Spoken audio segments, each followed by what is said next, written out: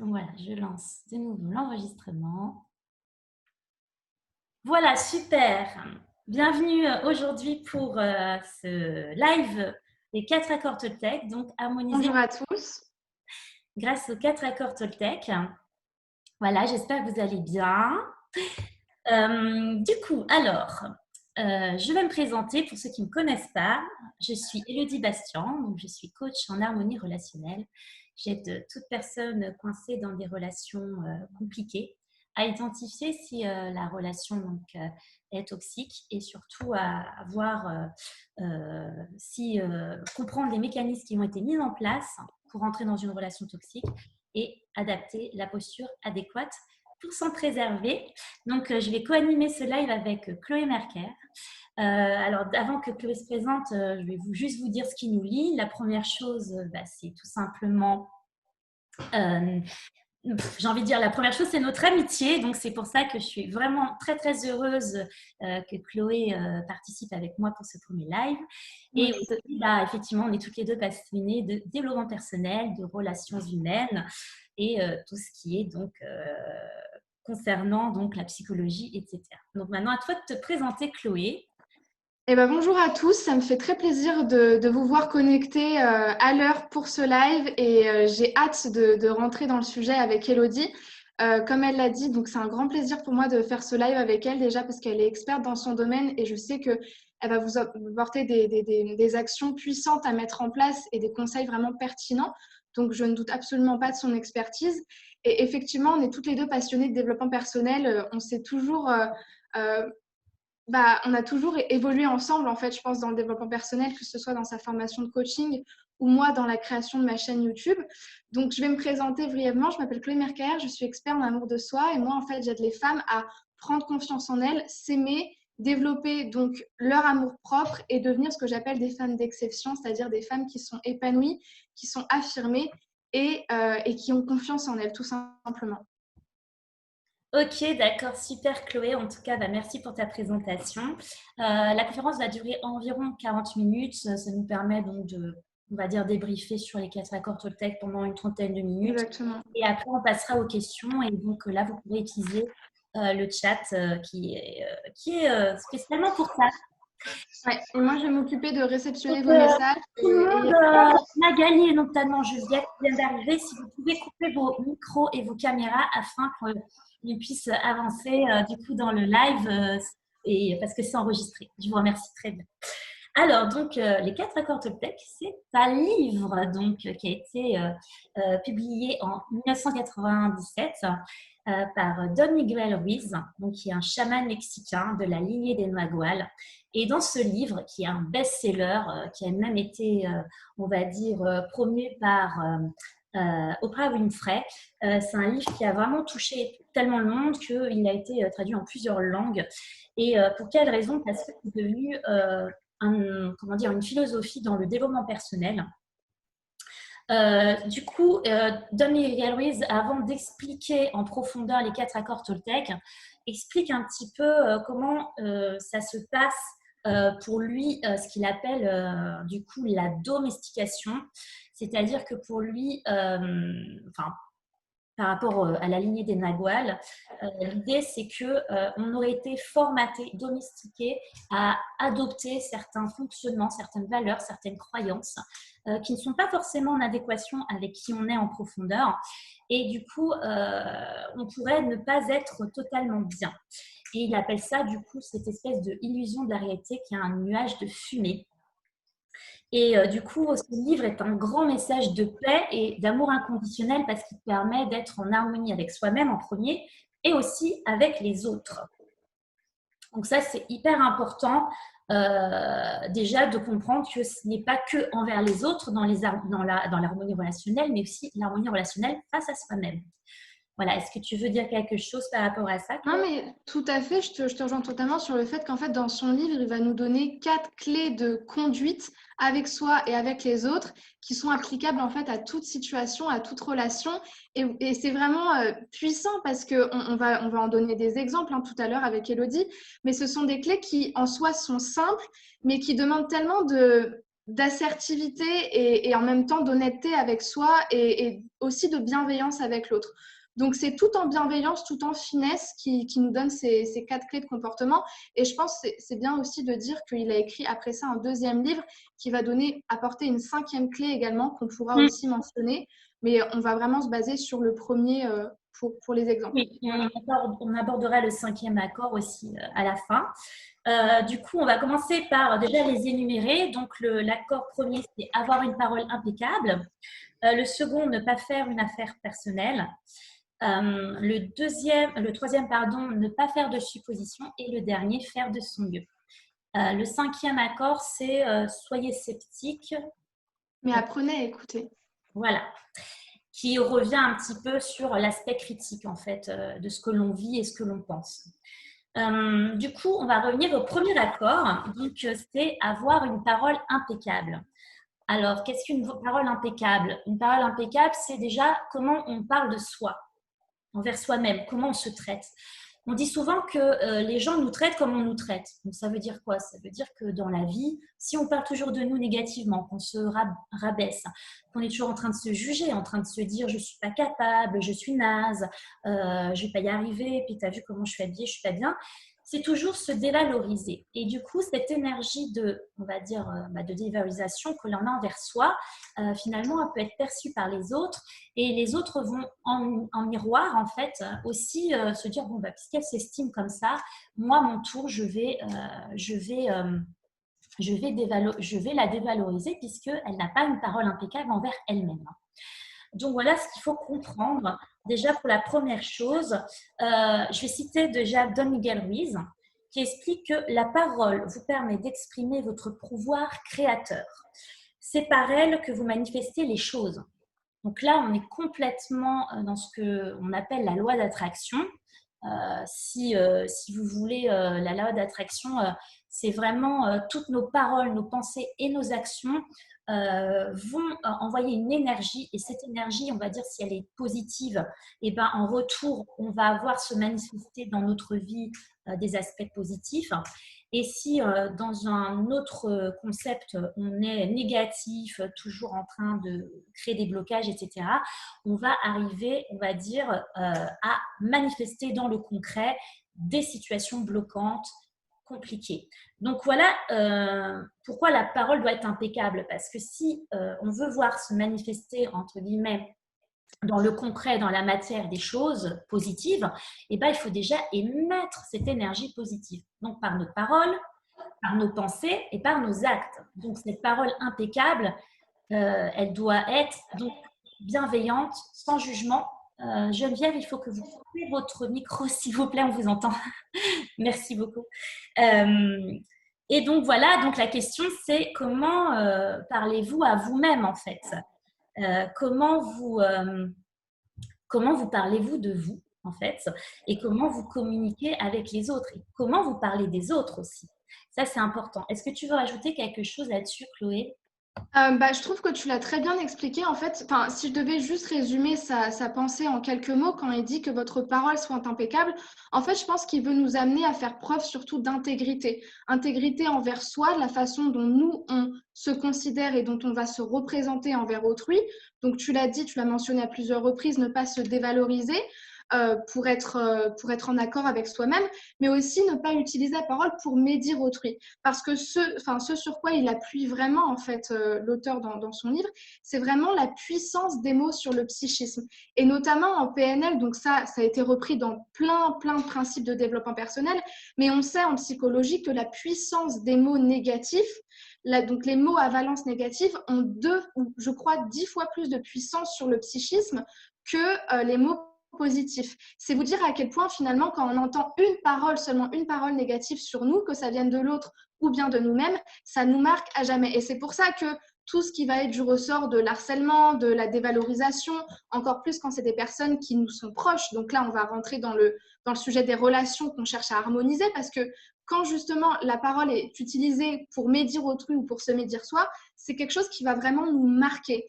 Si bien que parfois on n'arrive pas à sortir d'une représentation qu'on a de nous-mêmes ou qu'on a de l'autre parce que on a parfois tendance, je pense, à s'asséner de critiques, à s'asséner de tu n'es pas assez bien, tu n'es pas assez comme ci, tu n'es pas assez comme ça. Et juste en faisant attention aux mots qu'on utilise, et finalement, on peut changer la donne. Et moi, par rapport à ça, justement, j'avais envie de donner une sorte de petit conseil.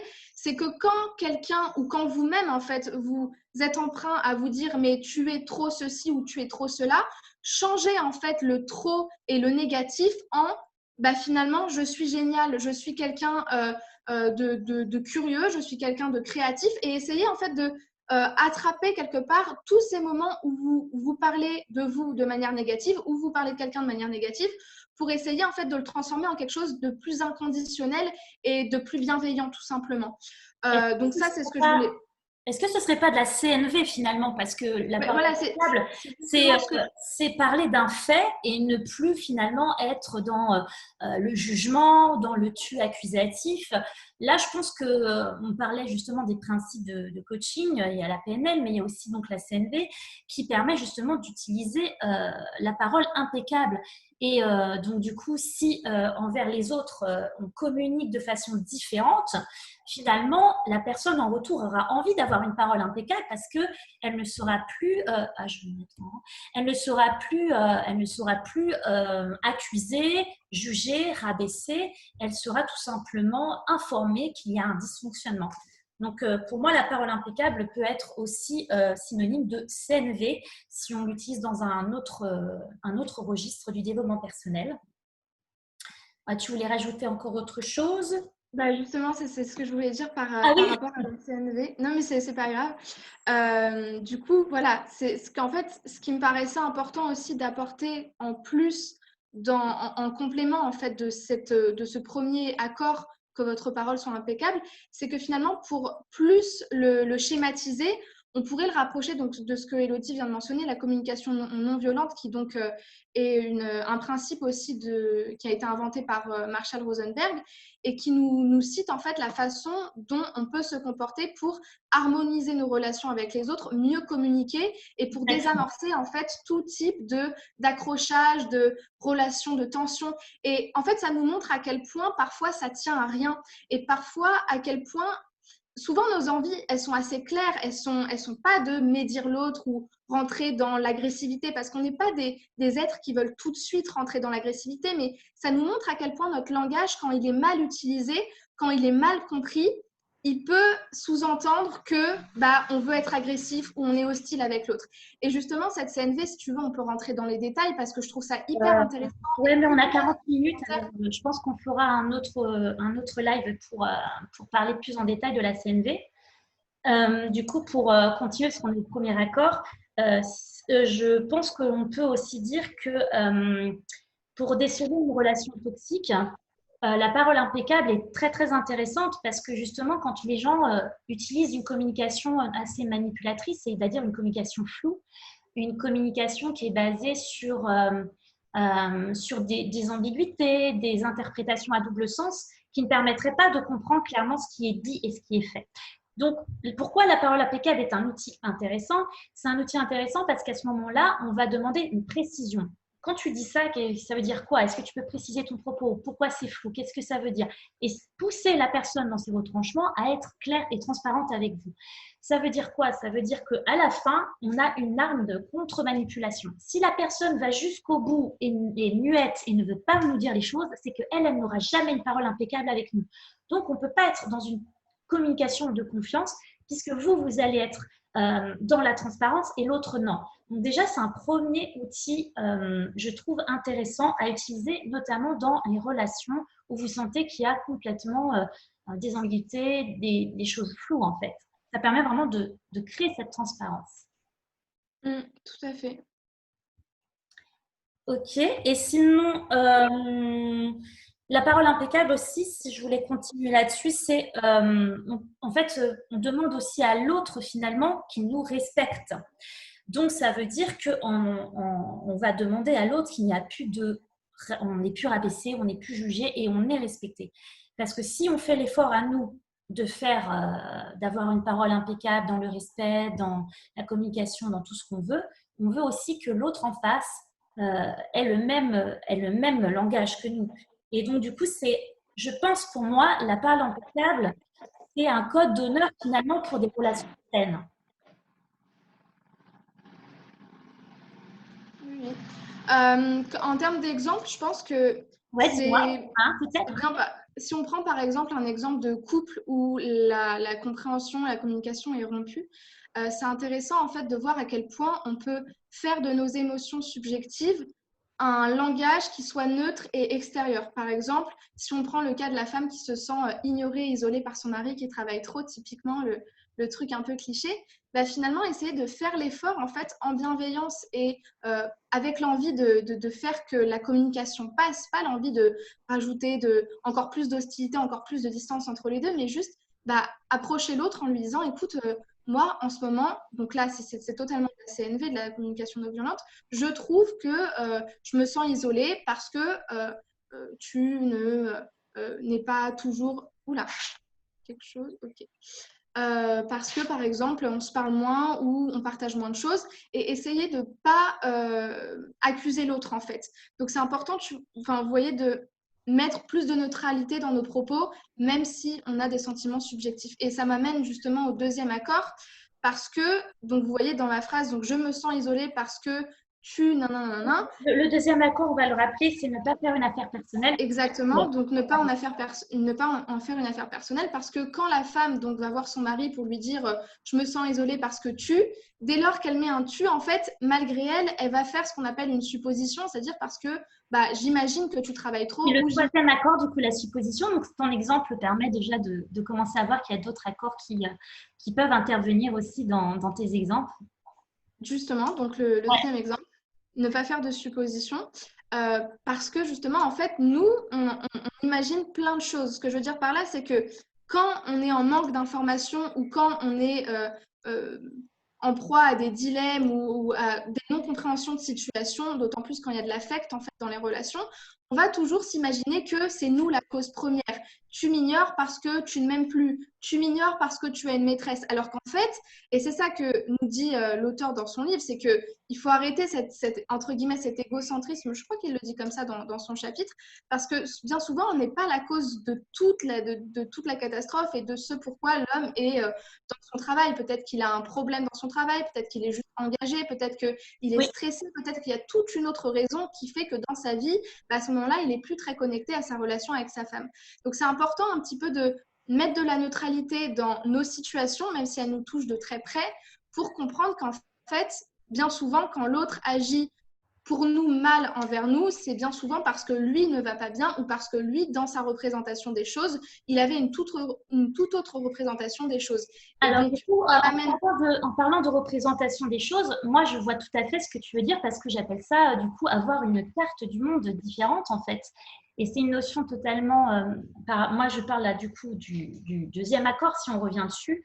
Donc, ne pas en faire une affaire personnelle. Donc, il suffit de se dire, en fait, que si on a tous une carte du monde différente, ça veut dire qu'on a tous un filtre différent, on a tous une culture différente, on a tous des expériences différentes, on a tous quelque chose, en fait, qui permet, avec ce qu'on a vécu, d'être, si vous voulez, avec nos conceptions, nos peurs, nos blocages, nos croyances. Et du coup, quand on arrive dans une relation, là, comme tu disais, de couple, mais ça peut être dans n'importe quelle relation, et que finalement, on est en train de projeter ses peurs ou projeter ses blocages, finalement, on est en train aussi de changer la donne. C'est-à-dire que pour en revenir à ne pas faire une affaire personnelle, si une personne est en colère devant vous, voilà, elle est dans la rue, elle est en colère devant vous. Est-ce que je valide cette colère en pensant que c'est de ma faute et j'en fais une affaire personnelle et je me culpabilise? Ou est-ce que je me dis, tiens, carte du monde différente, est-ce qu'il n'a pas peur? Est-ce qu'il n'a pas un blocage qui survient? Je ne vais pas le prendre personnellement, je ne suis pas au courant, je ne vais pas valider comme acquis ce qui m'envoie, je ne vais pas le prendre pour moi parce que finalement, je ne veux pas rentrer dans ce jeu-là. Et ça, c'est aussi important de comprendre ça. C'est de se dire finalement, on a tous notre carte du monde, ok, là il est en train de s'énerver, il est en colère, je ne comprends pas, ou il a peur, ou voilà, il est en train de, voilà, mais je ne veux pas le prendre pour moi parce que je me connais suffisamment finalement pour ne pas rentrer dans ce genre de choses. Je suis tout à fait d'accord avec toi, Elodie. Et si je devais résumer cet accord-là, je pense que ce que veut nous faire comprendre l'auteur dans cet accord-là, c'est que finalement, ce que l'autre me fait à moi, s'il le fait volontairement ou involontairement, ça veut plus en dire, en dire de lui que de moi-même. Et ça, c'est un aspect vraiment très intéressant et très puissant quand on comprend qu'en fait, tout ce qui est fait, tout ce qui m'est fait et qui vient de l'extérieur, et que ce soit en mal ou en bien, ça veut plus dire de l'autre que de moi-même. Ce que je reçois de l'autre en mal, ça veut bien dire que quelque part, lui, il avait cette envie de faire du mal. S'il a envie de donner, de faire du bien, ça veut bien dire que c'est quelqu'un qui est dans l'envie, dans la volonté, dans la pulsion de faire du bien.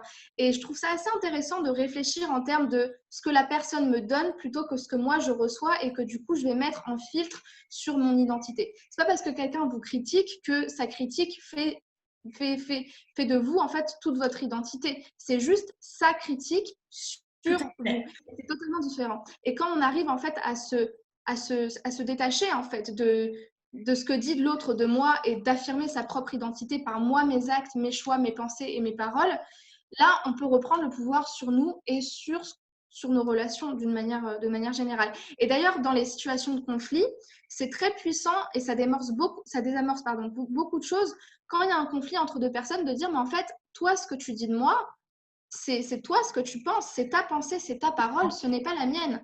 Donc, c'est comme la colère ou c'est comme les croyances, c'est comme toutes les peurs qui sont en fait projetées sur les autres et qui finalement… C'est ça. Et c'est encore plus… Toi, finalement, et pas de ce que je ressens moi dans mon filtre et dans mes ressentis. Exactement. Et c'est encore plus visible souvent dans les peurs. Je pense que c'est le schéma le plus facile à voir quand quelqu'un, souvent… Typiquement, vous voulez lancer un projet, vous voulez partir en voyage seul en Chine, en Thaïlande, toute seule pendant 6 mois. Et là, votre ami vous dit, non mais Chloé, t'es dingue, partir toute seule en Thaïlande, enfin ça va pas. Mais en fait, c'est ta peur, c'est toi ta projection de qu'est-ce que c'est le voyage, qu'est-ce que ça implique, qu'est-ce que ça fait une femme seule dans le monde, alors qu'on est en 2020 et qu'il y a plein de façons de bien faire pour qu'un voyage se passe bien. Donc en fait, c'est super intéressant parce que la peur, c'est vraiment le cliché type de quelqu'un qui va projeter une représentation. Et qui va vous bloquer, qui va vouloir vous bloquer. Et si vous, en réaction, vous ne partez pas en voyage comme dit Chloé parce que la personne a dit ça et que vous l'avez validé et que vous êtes dit ok, bah, ce qu'elle dit finalement, moi j'en fais une affaire personnelle, je ne vais pas le faire parce que finalement je vais me casser la gueule, je ne vais pas le faire. Donc là, à ce moment-là, quand vous acquiescez ça, c'est que vous en faites une affaire personnelle.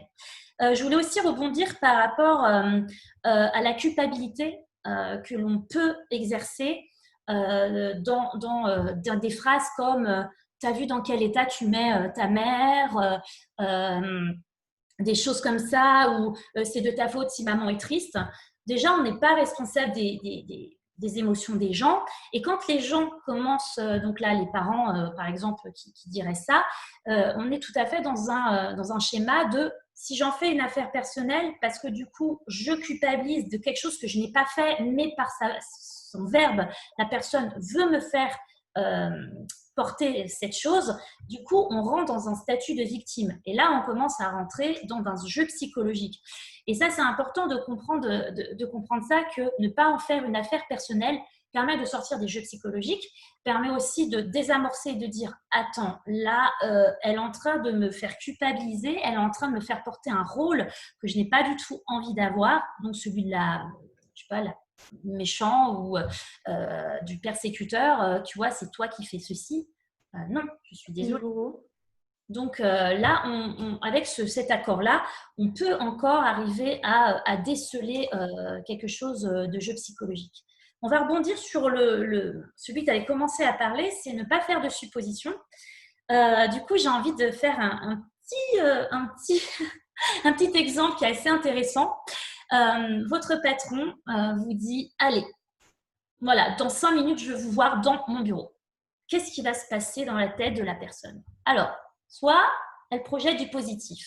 Ça va être positif. Elle va arriver dans une énergie positive, en joie, peut-être une augmentation, on verra. Soit elle est neutre, bon, bah rien. Soit schéma, scénario, catastrophe. Et elle se projette, les mains moites, le cœur qui bat. Oh, je vais me faire virer, je vais me faire engueuler, il va se passer quelque chose de grave, ça va pas bien se passer, etc., etc. Qu'est-ce qu'on est en train de faire? On est en train de faire une supposition. Alors, soit c'est positif, bon bah tant mieux, soit c'est neutre et c'est ce que je vous conseille, et soit c'est carrément le scénario catastrophe.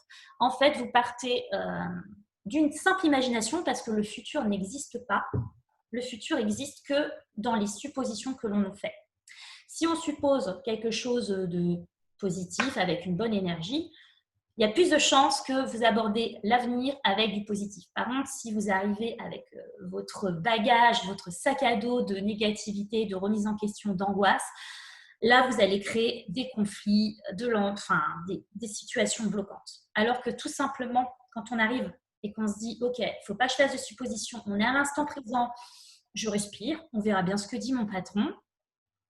Finalement, j'arrive neutre, avec une réflexion différente. C'est-à-dire, je ne suis pas en train d'arriver près en larmes à lâcher des sanglots au moindre problème. J'aurai une vision beaucoup plus détachée avec une prise de recul qui me permettra d'être plus en conscience. Donc là, je vous conseille, avec le ne pas faire de suppositions, d'être vraiment dans l'instant présent, d'éviter les scénarios catastrophes. Ça, c'est… Alors là, tu vas rebondir, Chloé, on est d'accord. Hein. Quand on est très cérébral et qu'on a tendance à tout le temps vouloir analyser, projeter des choses, on peut rentrer dans ce genre de choses. Qu'est-ce que tu en penses? Bah, effectivement, quand tu dis ne pas faire de suppositions et du coup, de fait, être plus dans l'instant présent, moi, j'ai envie presque de dire ça renforce les deux autres premiers accords, en fait. Parce que du coup, comme je suis dans l'instant présent, que je ne connais pas le futur, que je ne vais pas projeter quelque chose de négatif parce qu'en fait, j'en sais rien et qu'il faut que j'arrête de supposer ou du très bien ou du très mauvais, bah, à choisir plutôt du très bien quand même. Mais du coup, ça renforce plutôt les deux premiers dans le sens que je vais vraiment m'affirmer et je vais avoir le courage d'affirmer ce qui pour moi est important. Dans le cas, moi je reprends le cas du couple parce que tu vois, c'est vraiment mon exemple mère, tu vois, mais donc cette femme qui va voir son mari pour lui dire écoute, moi je me sens isolée. Ok, pas d'affaires personnelles, c'est peut-être pas moi le problème et surtout pas de supposition parce que peut-être que c'est son travail, peut-être que c'est son meilleur ami, peut-être que c'est sa mère, peut-être que c'est sa tante, on n'en sait rien et du coup, plus affirmer moi ce que je ressens.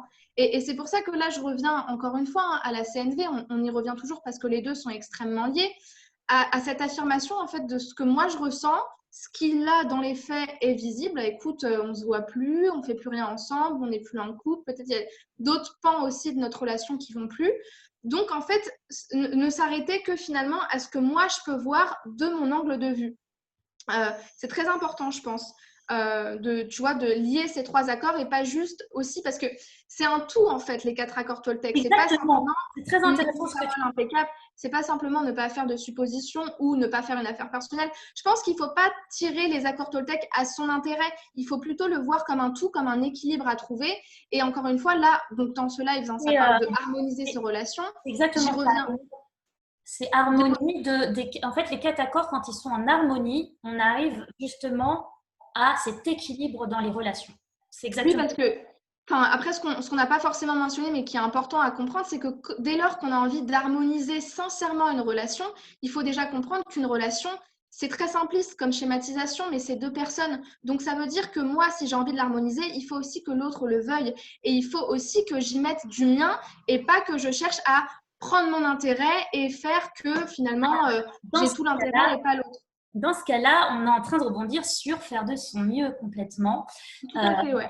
Du coup, faire de son mieux, qu'est-ce qu'on fait? Donc, c'est le quatrième accord. Est-ce que je fais de mon mieux dans une relation et est-ce que l'autre fait de son mieux dans la relation? En fait, on va dire c'est en parallèle, c'est une personne qui s'investit et l'autre.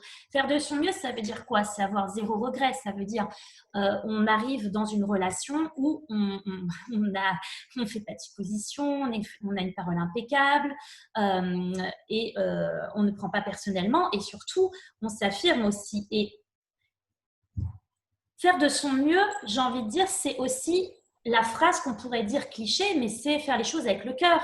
Est-ce que je suis alignée avec moi-même quand je le fais ou je fais les choses à moitié? Parce que quand on fait les choses à moitié, que ce soit professionnellement ou dans peu importe quelle activité ou dans une relation, finalement, on n'est pas investi, on n'est pas avec le cœur, on n'est pas aligné. Donc moi, je pense que cet accord-là nous permet de nous aligner avec nos envies, nos profonds fonctionnements, nos profonds besoins. Et ce qui est important, comme je disais que c'est en parallèle, c'est est-ce que les deux personnes sont équilibrées? Est-ce que la personne en face de moi, elle fait de son mieux? Est-ce qu'elle se donne les moyens que la relation marche? Est-ce qu'elle se donne les moyens que la relation perdure? Ou est-ce qu'il y en a un qui est toujours en équilibre plus et l'autre en équilibre moins, et que du coup, il y en a un qui fait de son mieux et l'autre pas? Si c'est déséquilibré, ça sert à quoi que je fasse de mon mieux, en fait? Vous voyez ce que je veux dire? Il faut se remettre en question là-dedans. Je te rejoins totalement, Elodie. Et il y a deux choses que tu as dites qui, pour moi, je pense que c'est ce qu'on devrait mettre le plus en avant. La première chose, c'est faire les choses avec le cœur. Et ça, c'est quelque chose, en fait, voilà, comme tu dis, on peut penser que cette phrase, elle est cliché. Mais en fait, quand on pense que faire de son mieux, c'est pas seulement mettre c'est pas seulement mettre en place les 4 accords Toltec, mais c'est faire les choses avec amour. Parce que je sais plus quel coach me le disait dans un live que je faisais juste avant ça. Mais en fait, il me disait, mais en fait, quand on enlève tous les filtres de peur, d'ego, d'intérêt, tout ce qu'on veut, nous, en étant humain, c'est l'amour. Parce que sans ça, on n'est rien, en fait. Et dans toute notre relation, et c'est ça, c'est d'où vient la volonté d'harmoniser les relations, on a envie que ça fonctionne avec amour. Et je pense que si on ne fait pas les choses avec le cœur, avec la profonde volonté d'arranger la situation et de remettre de l'huile, entre guillemets, pour que ça marche bien, pour que les rouages passent mieux, bah, ça ne pourra pas marcher, en fait. Si votre volonté, elle n'est pas de faire que les deux fonctionnent ensemble et non pas juste, bah écoute, moi je te dis ça, donc fais avec et de toute façon, moi je suis mieux que toi. S'il n'y a pas d'amour, ça ne marchera pas. Et une deuxième chose que tu viens de dire également très importante, c'est de se déculpabiliser. Et je pense que quand tu dis finalement regarder en parallèle ce que fait l'autre, ça enlève un maximum de culpabilité qu'on pourrait se mettre, de pression aussi. Dans le couple notamment, Ouais. je reprends mon exemple, la femme qui se dit mais voilà, ça fait plusieurs années que je suis mariée, mon mariage il marche plus, mais c'est de ma faute, je suis pas une. Mais en fait, tu as fait de ton mieux, tu as fait les choses avec amour. Si tu vois que ton mari veut aussi faire que la relation fonctionne de nouveau, vous pourrez avancer ensemble parce que quand il y a 50%, 50%, ça marche. Mais si effectivement, on se rend compte que moi, j'ai fait vraiment de mon mieux, j'ai mis tout mon cœur et toi, malheureusement, tu n'étais pas aussi sincère, et ben dans ce cas-là, il n'y a plus de culpabilité à avoir puisque moi, j'ai fait de mon mieux. Et je pense que ça, même dans la douleur, je pense que ça fait énormément de bien à l'esprit de se dire, moi, j'ai donné le meilleur de moi-même. Donc, quelque part, si ça ne marche pas, c'est pas grave. Mais moi, j'ai du mérite parce que tout ce que j'ai fait, je l'ai fait avec le cœur. Et ça, je pense que c'est quelque chose d'extrêmement important qu'il ne faut pas oublier et que justement, il faut garder à l'esprit. C'est ça. Et quand on est relié avec notre cœur, on est authentique, on est soi-même. Donc, faire de son mieux, c'est tellement facile quand on est relié avec son cœur, puisqu'on est soi. Et ça, c'est vraiment puissant, je pense. Et comme je disais, ce livre est vraiment un appel à la paix et à l'amour, en fait, inconditionnel. Donc, ça vraiment, ça apaise beaucoup de choses. Et on va revenir au dernier accord dont tu parlais. Si tu as quelque chose à dire dessus, Chloé. Mais en fait, quand Don Miguel Ruiz nous dit soyez sceptiques, mais apprenez à écouter, je pense qu'il fait surtout appel à notre esprit critique. Parce que quand on lit les 4 premiers accords, on se dit oui, paix, amour. Enfin, moi, ça me fait assez rire parce que faut savoir qu'à la base, je suis quelqu'un d'assez dans l'action, très vaillant. Et quand j'entends des conseils qui sont très, très bons, très puissants, de l'amour, de tout ça, ça peut pas parler à tout le monde. Et je pense qu'il a voulu aussi nous dire, OK, c'est très bien de vouloir faire de son mieux, c'est très bien de vouloir être bienveillant, c'est très, très bien d'être dans l'amour, mais il faut aussi avoir un esprit critique, savoir se remettre en question, savoir remettre ses paroles en question, savoir aussi remettre en question les jugements des autres par rapport à nous. Donc, ne pas tout le temps prendre la critique pour soi. Mais de toute manière, les cinq accords sont extrêmement, extrêmement liés. Et quand je dis se remettre en question, c'est aussi savoir écouter. Et c'est d'ailleurs ce qu'il nous dit dans son 5e accord, savoir écouter ce que l'autre a à dire. Parce que c'est bien beau de pouvoir dire ce que moi je pense, quels sont mes besoins, écoute, moi je me sens pas bien dans la relation. Mais si quand l'autre, donc là, si on prend le cas du patron ou du mari, nous dit, bah oui, bah moi je trouve que en ce moment, t'es pas là non plus pour moi. Quand je te parle de mon boulot, t'écoutes pas. À chaque fois que je te parle de mes matchs de foot, il n'y a plus personne. Bah, peut-être que l'autre aussi a des choses à dire et c'est aussi légitime que soi finalement. Donc, je pense qu'il nous invite aussi à nous mettre en fait à la même place que l'autre et à remettre les pendules à l'heure. Et donc, du coup, quand tu dis ça, c'est totalement avoir un équilibre, en fait, ce que j'appelle les relations plus-plus, c'est-à-dire qu'il n'y en a pas un qui donne trop et l'autre pas assez. Finalement, rester critique, c'est-à-dire, OK, bah, qu'est-ce qui se passe dans cette situation? Je prends du recul et je me dis, non, là, ça ne me correspond pas, mon ressenti, il n'est pas bon. C'est pas parce que quelqu'un me donne un conseil qu'il a foi et il a raison sur tout. Qu'est-ce que moi, en fait, ça rappelle l'esprit, comme tu dis, l'esprit critique, mais c'est aussi de revenir à soi. Est-ce que je suis alignée avec ce qu'on me dit? Est-ce que je suis alignée avec ce qu'on fait? Et donc, du coup, Ouais. ça permet voilà, d'avoir cet échantillon.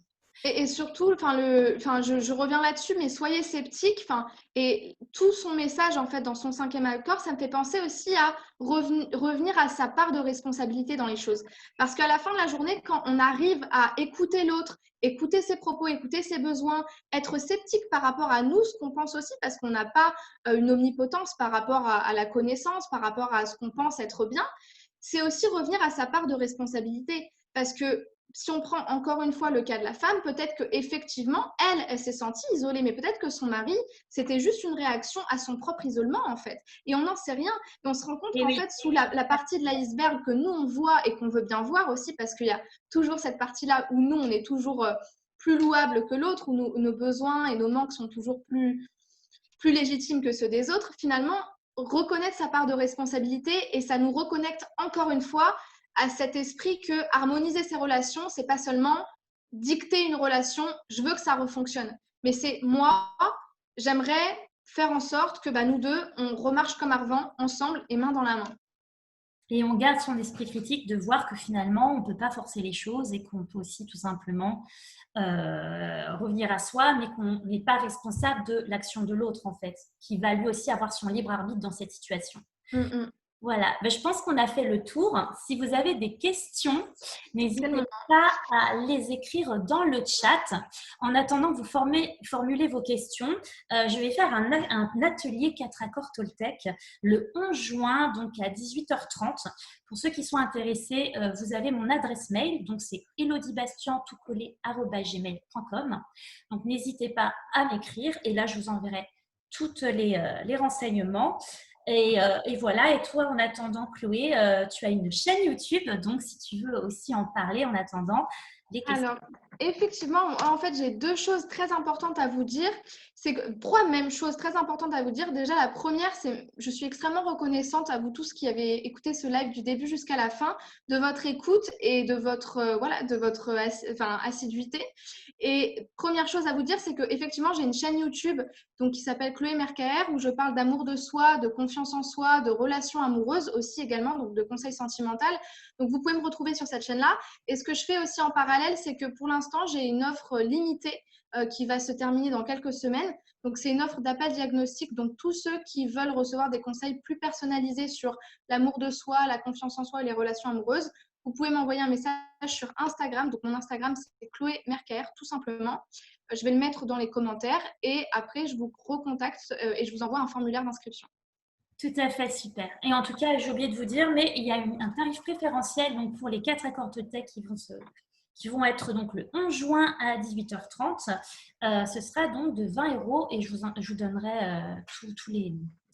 Ce sera sur Zoom. Alors donc, en fonction de combien il y a de personnes, je validerai cette date-là et je peux en proposer d'autres. Ne vous inquiétez pas si c'est complet. On ne sait jamais.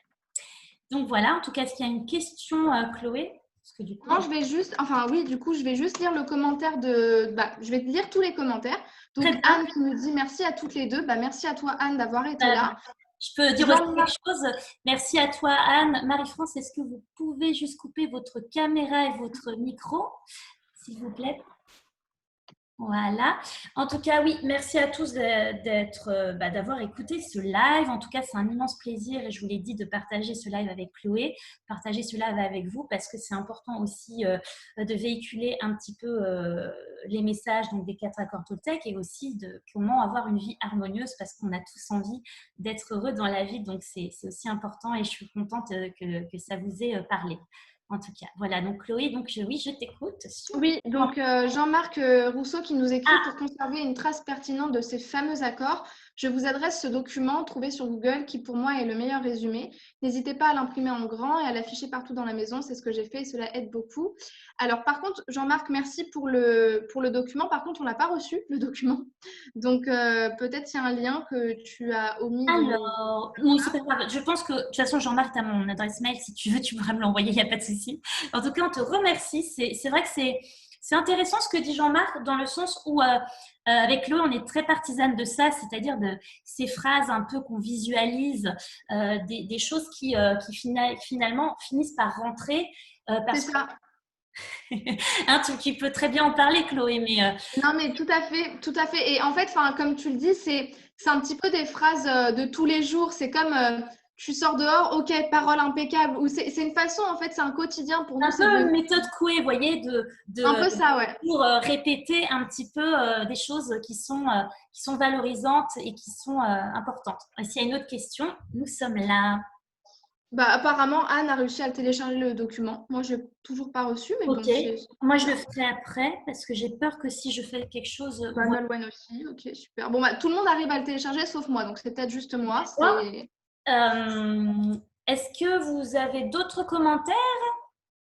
Bah, après, c'est des remerciements. Béatrice Ah, Rajo super, qui nous dit merci beaucoup, très clair et tellement intéressant. super, ça fait plaisir. Ouais, exactement. Nolwenn qui nous dit merci à toutes pour cette initiation à un bien-être personnel. Super. En tout cas, je suis contente que ça vous ait parlé et surtout, je vous encourage à acheter ce livre. Je vous encourage à aller l'acheter, le lire. C'est un peu comme un livre de chevet. On peut le lire en plusieurs fois. On peut le lire, ça se lit assez vite, hein, mais on peut le lire aussi de manière, j'ai envie de dire, revenir de temps en temps, un petit peu comme une Bible et se réimprégner. Et, euh, et après, je peux vous donner enfin, comment je fonctionne. Il faut que je me mette en grand, j'ai plus l'habitude. Voilà. En fait, tout simplement, dans la vie, quand je suis face à un conflit ou un problème, etc., relationnel, je m'interroge sur les accords. Je me dis, tiens, est-ce que je suis en train de faire une supposition? Est-ce que je suis en train de faire mon mieux? Est-ce que j'ai une parole impeccable? Est-ce que je ne fais pas de suppositions ou autre chose? Bref, je me remets en question. Et là, il va y avoir un truc qui vient plus qu'un autre. Et en fait, qu'est-ce que l'atelier 4 accords Toltec? L'atelier 4 accords Toltec, il est exactement sur ce concept-là. En fait, c'est un atelier de co-développement. Donc, je vais animer cela. Il y aura 5 personnes qui feront partie donc, de cette séance Zoom. Et à tour de rôle, vous allez pouvoir parler d'une relation qui vous pose problème. Et chacun va écouter ce que va dire l'autre. Et à tour de rôle, on va dire, tiens, moi, dans ce cas-là, je te conseillerais plutôt cet accord. Et ainsi de suite. Moi, celui-ci. Pourquoi?